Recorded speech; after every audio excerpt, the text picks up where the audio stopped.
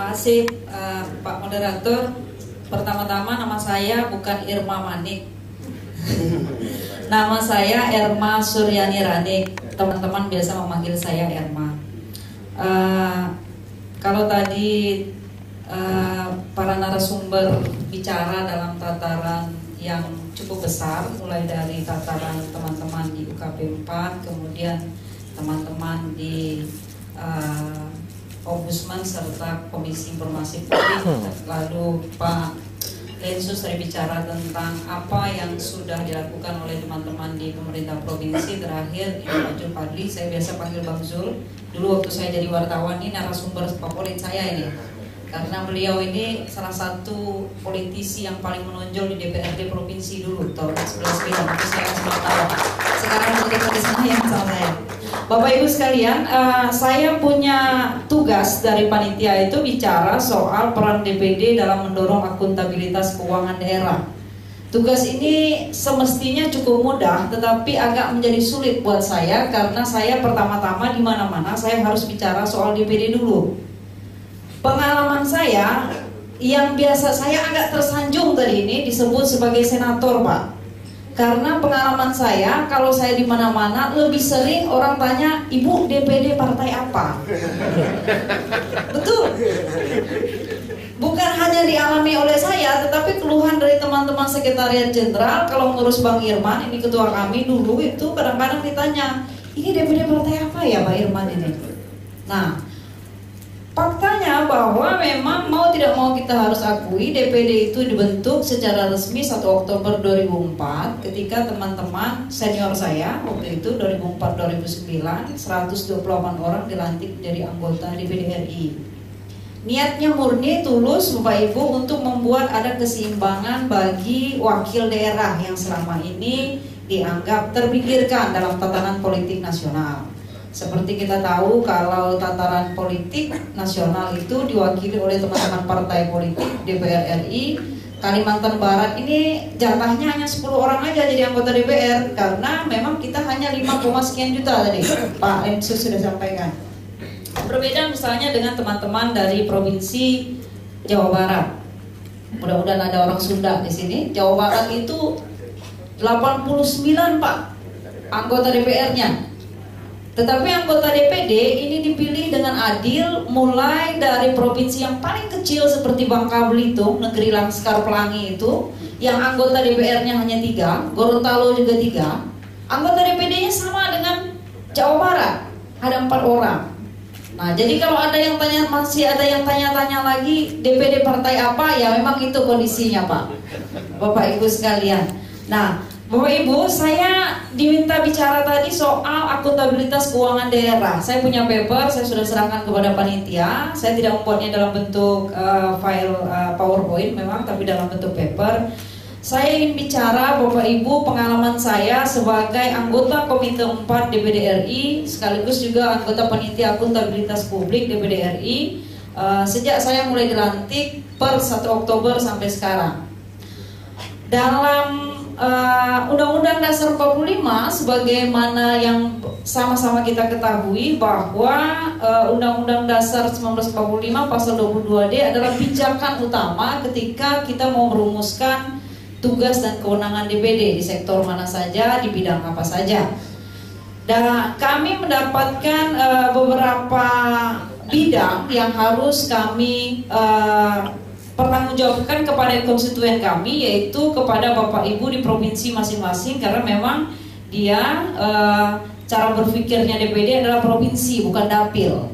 Kalau teman-teman DPR kan dapil Jawa Barat dan proper dapil emang ya. Nah, Bapak Ibu sekalian, sepanjang hampir 3 tahun lebih saya menjadi anggota DPD, mitra kerja saya sebagai anggota Komite 4 ini yang disebut-sebut Bang Jul Fadli tadi, yaitu teman-teman BPK, Badan Pemeriksa Keuangan. Selain BPK RI, kita rutin juga mengadakan rapat kerja dengan teman-teman di BPK provinsi masing-masing, juga pemerintah daerah, baik itu provinsi maupun kabupaten kota. Ada 3 hal yang sangat kuat selalu menonjol di hampir setiap provinsi yang kami kunjungi Pak, terkait dengan soal audit ini. Pertama itu ada persoalan keluhan dari teman-teman pemerintah kabupaten, kota, serta provinsi ini soal ketersediaan sumber daya manusia nih Pak. Kalau teman-teman di provinsi ini cenderung agak sedikit lebih mudah dalam menyediakan tenaga-tenaga akuntan di beberapa provinsi. Tetapi kabupaten-kabupaten baru seperti Bapak Ibu tadi sebut, seperti Ibu Tara tadi sebut, Papua malah tadi itu tidak melaporkan sama sekali. Ini Papua ini agak-agak unik juga nih Pak. Kalau DPD datang ke sana, kalau kita tahu kita mau periksa keuangan, yang paling sering saya dengar ini bisik-bisiknya bilang begini, Indonesia ambil 7 triliun, kita punya sumber daya alam kasih 1,5 triliun, sudah minta-minta laporan. Repot ini Pak. Enggak disampaikan di forum, tapi pada saat kita makan atau sebelum masuk ngomongin itu, ya kita jadi kayak enak hati lah, kita tanya kan. Ambil 7 triliun, kasih 1,3, minta-minta laporan dia bilang. Nah, itu kondisi di Papua. Tetapi lebih banyak lagi yang kami temui adalah persoalan kekurang tersediaan tenaga akuntan Pak di tingkat kabupaten kota. Ini bisa dicek ya. Berapa banyak teman-teman pemerintah daerah yang mengalokasikan penerimaan tenaga akuntan. Kalaupun ada itu alokasinya saya kira tidak sebanyak tenaga-tenaga administrasi lain yang dialokasikan. Lalu yang kedua yang juga terkait dengan persoalan akuntabilitas dan audit ini adalah Bapak Ibu sekalian, itu yang tadi diungkapkan sama Pak Lensus tadi soal aset Pak. Aset-aset ini menjadi masalah ketika begitu banyak kabupaten kota kita yang mekar. Saya sebut saja contoh langsung dan paling mutakhir ini adalah persoalan yang belum tuntas antara teman-teman dari Kabupaten Sambas sebagai induk. Kemudian ada 2 kabupaten pecahannya yang juga di perbatasan, yaitu Kabupaten Bengkayang dan yang di tengah kota yaitu Pemkot Kota Singkawang. Terakhir saya rapat kerja dengan teman-teman kepala perwakilan PBK RI di Pontianak ini.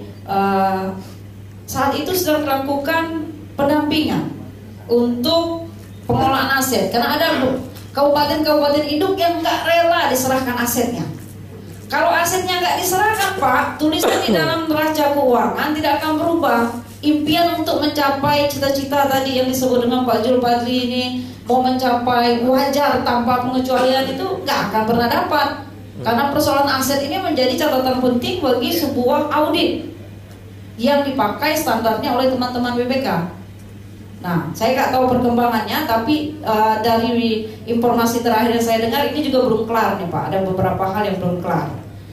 Lalu yang ketiga yang cukup menonjol di temuan kami DPD RI terkait urusan audit dan akuntabilitas ini adalah keluhan dari teman-teman DPRD kabupaten kota nih Pak. Ada satu item yang senantiasa nyangkut di teman-teman BPK ini adalah soal tunjangan komunikasi intensif. Ini tunjangan diberikan berdasarkan peraturan menteri waktu itu, saya kira zamannya Bang Zul ini ya. Kemudian ditarik lagi Pak, dan harus dikembalikan oleh teman-teman DPRD kabupaten kota. Persoalannya ada sebagian besar anggota DPD, sebagian kecil anggota DPD ini yang tidak bisa ditarik lagi uang itu Pak.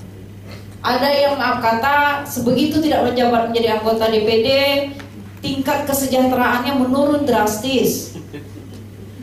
Begitu tidak menjadi anggota DPR, kalau dulunya mungkin pakai mobil dan seterusnya, kemudian pakai motor, nggak mampu lagi mengembalikannya.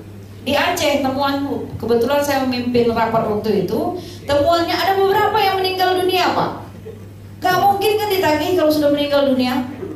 Nah, tapi ini bacaan di neraca teman-teman BPK ini adalah tetap saja itu sebagai bagian dari persoalan yang menjadi pokok kenapa mereka nggak bisa naik pangkat dari wajar tanpa pengecualian menjadi dari wajar dengan pengecualian menjadi wajar tanpa pengecualian. Ini soal aset. Nah, Bapak Ibu sekalian, keluhan-keluhan 3 ini paling sering disampaikan kepada kami anggota DPD kalau datang berkomunikasi dengan teman-teman di pemerintah daerah. Memang sekarang ini ada beberapa kerjasama yang dilakukan oleh teman-teman pemerintah daerah sesuai yang kita sarankan dengan BPKP nih Bu. Persoalan mendasar juga menurut kami adalah persoalan tidak terdaya gunanya teman-teman di inspektorat.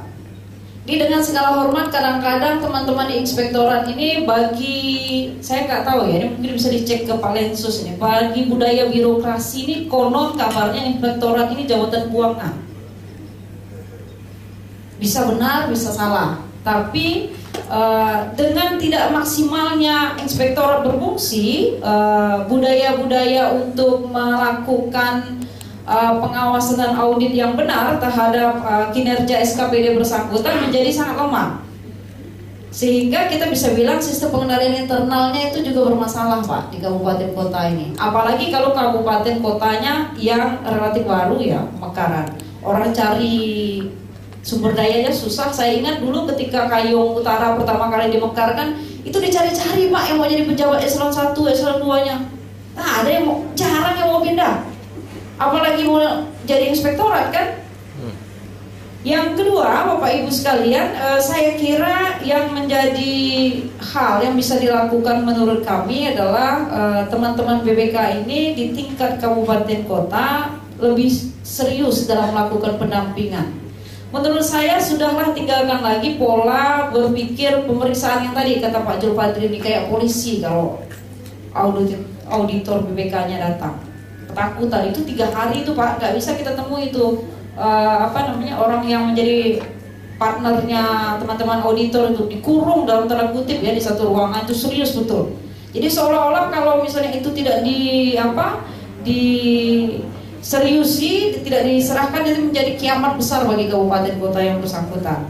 Padahal sebenarnya saya setuju sekali dengan tawarannya Pak Julfadri ini. Jangan lagi kita berkutat pada soal laporan keuangan. Laporan keuangan ini kan sebenarnya administratif. Anda beli 10 mobil dinas, serahkan aja 10 mobil dinasnya ada dan seterusnya. Yang paling harus kita dorong sekarang ini ada audit kinerja. Itu mobil dinas berguna atau enggak? Atau itu hanya dipakai misalnya untuk keluarga, untuk pribadi, atau mobil dinas ini berguna apa enggak untuk dipakai ke daerah. Misalnya, kalau mobil ini saya sering lihat di Kota Pontianak ini mobil dari ini penanganan bencana. Platnya itu plat Jakarta kan, merah nih, gede-gede lagi. Mobilnya keren, Triton kan? Nah, ya itu Bang Jul. Saya juga bingung ngapain dia ke mall di hari kerja lagi. Ada bencana di wah ini. Kalau bicara soal audit keuangan kelar kan? Ini mobil ada, orangnya ada, selesai. Tapi kalau bicara soal kinerja, itu kan lebih dalam lagi kita mempertanyakan kinerjanya seperti apa para pemerintah ini. Dan Bapak Ibu sekalian, yang kami juga lakukan di DPD ini terkait dengan persoalan kita dalam mendorong akuntabilitas keuangan daerah, itu kita membangun kerjasama yang serius dengan aparat penegak hukum. DPD RI, Bapak Ibu sekalian, punya MOU dengan teman-teman di KPK terkait dengan ya bekerja samalah untuk kasus-kasus besar di daerah. Kita tahu bahwa memang KPK punya standar kasus di atas 1 miliar biasanya, mereka agak semangat gitu. Bukan berarti kasus kecil nggak pernah sih. Hakim Kartini Marpaung juga ditangkap teman-teman KPK kan. Tetapi kerjasama kami dengan teman-teman penegak hukum ini lebih banyak terkait pada hasil audit BPK yang sudah dinyatakan oleh teman-teman BPK punya potensi merugikan keuangan negara. Jadi patokan kami di DPD, kami tidak bisa, Bapak Ibu tahu kekuasaan dalam tanda kutip DPD ini tidaklah sebesar teman-teman di DPR, sehingga kami mempunyai patokannya adalah audit BPK. Kalau audit BPK bilang sudah terjadi kerugian keuangan atau indikasi korupsi, maka kami selalu mendorong aparat hukum masuk. Salah satu yang kami dorong ini, dan puji Tuhan sudah berhasil, itu di Aceh, Bu. Di Aceh itu ada kasus waktu itu APBN yang disimpan katanya di Bank Mandiri pada investasi bodong. Itu ratusan miliar sudah ditangkap, mulai dari bendaharanya sampai bupatinya. Dia bilang dia simpan di Bank Mandiri, deposito, padahal itu investasi bodong. Nah, Yang terakhir, Bapak Ibu sekalian, yang juga DPD RI rasakan penting adalah soal dukungan dan kerjasama teman-teman dari civil society atau teman-teman LSM, kita biasa sebut teman-teman media juga bagian dari civil society ini. Kami percaya bahwa anggota DPD ini hanya 132 orang di seluruh Indonesia, hanya 4 orang di tiap provinsi. Kalau dipakai asumsi 5 juta penduduk Kalbar, masing-masing anggota DPD ini harus ngurus 1, sekian juta penduduk Kalbar untuk bisa melakukan pelayanan yang penuh terhadap konstituen. Dan itu secara hitungan bagaimanapun sangat tidak mungkin. Karena itu kami sangat membutuhkan dukungan dari bapak-bapak, ibu-ibu sekalian dari civil society, termasuk juga mungkin teman-teman mahasiswa. Dalam kerangka apa? Dalam kerangka kita memastikan bahwa dana yang sudah dikucurkan tahun ini hampir 11 triliun Pak ya untuk di Kalimantan Barat, Pak Lensus. Dana-dana yang sudah dikucurkan itu pada prinsipnya berguna dan sampai terasa di rakyat yang paling membutuhkan. Saya sebut contoh saja soal perbatasan. Saya ini kadang-kadang disebut sama teman-teman di DPD RI itu Miss Perbatasan, Pak. Mulai dilantik 2009 dulu ngomongnya nggak ada lain, perbatasan dulu. Karena apa? Saya sadar betul saya mewakili 14 kabupaten kota yang 5 kabupatennya adalah kabupaten perbatasan, hampir setengah. Dan kalau kita cek di 5 kabupaten kota itu hampir semuanya indeks pembangunan manusianya sangat rendah. Sama-sama kita tahu, tadi disebut sama Pak Lensus itu Kabupaten Sambas misalnya, itu daerah perbatasan. Itu kan indeks pembangunan termasuk dalam kabupaten kota di Kalbar yang indeks pembangunan manusianya rendah. Nah, sama-sama saya mendorong teman-teman dari media, teman-teman dari civil society yang lain untuk bisa sama-sama kita pantau, kita awasi perbatasan ini, awasi Kalimantan Barat ini, agar uang yang sudah sedikit dikucurkan karena kita tidak nakal tadi, kata Pak Lensus, itu benar-benar efektif. Jangan uang yang kita dapat sedikit karena kita tidak nakal kemudian tidak efektif lagi. Dan jangan sampai kemudian ada juga orang-orang atau oknum-oknum yang kemudian melakukan hal-hal yang tidak benar seperti melakukan korupsi. Ini yang harus kita jaga bersama. Saya kira 4 hal itu Bapak Ibu sekalian yang sampai saat ini menjadi pedoman pegangan bagi kami anggota-anggota DPD dalam kerangka mengawal soal akuntabilitas keuangan daerah. Saya tertarik sedikit mau komentar tadi soal yang disampaikan Ibu Tara, tertarik soal penyerapan ini Bu tadi. Ada soal tim evaluasi penyerapan anggaran kementerian dan lembaga. Salah satu lembaga negara yang tidak efektif menyerap anggaran itu DPD RI. Kami punya 600 miliar tidak bisa diserap dari yang sudah dianggarkan. Yang dianggarkan itu adalah untuk pembangunan kantor DPD RI di 33 provinsi, Pak. Nah, penyerapan itu tidak bisa dilakukan karena masih dibintangi sama Bang Jul dan kawan-kawan itu. Karena gedung DPR dibatalkan. Nah, itu salah satu kenapa faktor kita tidak bisa terserap. Tetapi buat saya pribadi, penyerapan bukan segalanya.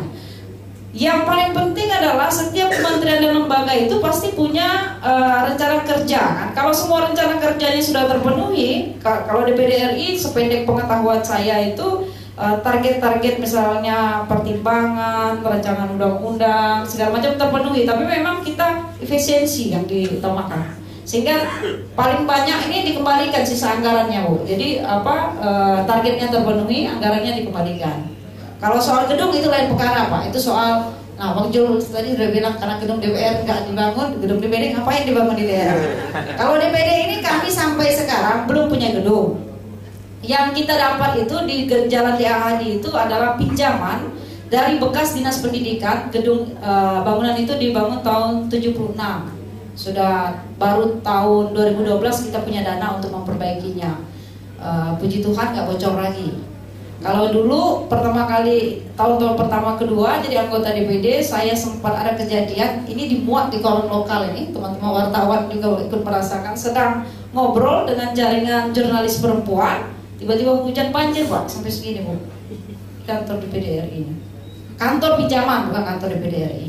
Nah tetapi dengan kondisi-kondisi di atas, saya kira kami dari DPD RI Kalimantan Barat, Bapak Ibu saya yakin sangat tahu bagaimana Ibu Hairiah, bagaimana Ibu Maria, bagaimana sekarang Pak Haji Ishak Saleh pengganti Ibu almarhum Bunda Sri Kadarwati terus menerus bekerja untuk melakukan penyerapan aspirasi dan pengawasan sesuai dengan bidang kerja kami agar pembangunan di Kalimantan Barat ini menjadi efektif.